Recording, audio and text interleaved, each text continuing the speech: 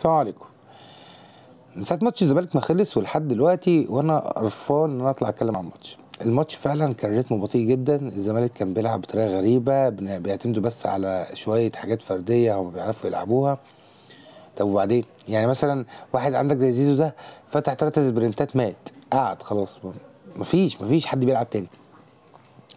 مفيش بس غير 3 مميزين، هو احمد حمدي وناصر ماهر وعواد. بصراحه هم دول ال3 مميزين قوي في الزمالك، غير كده مفيش.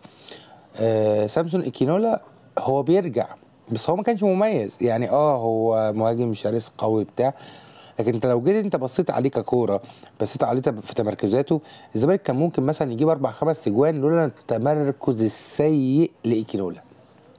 ايكينولا اللي هو لو كان بيأخر نفسه بس خطوتين لورا، كانت اي اوفر من الاوفرات اللي رفعته جون، لان هو دايما متقدم خطوتين قدام، فدي حاجه غريبه.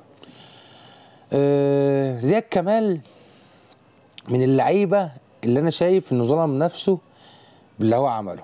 انا عارف طبعا ان هو اكيد مش اصلا ان هو ده اخر كوره دي، لكن هو فعلا منظره كان مضحك. تخيل كده انت مثلا كنت 0-0 والجوره دي كانت هتكسبك، او تخيل انت 1-0 والكوره دي كانت هتكسبك، انت انفراد صريح. طب فين؟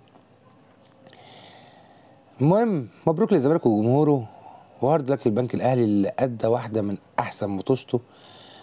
كان في بس حاله تحكيميه كده كنت عايز اختم بيها، الحاله بتاعت طرد اسامه فيصل.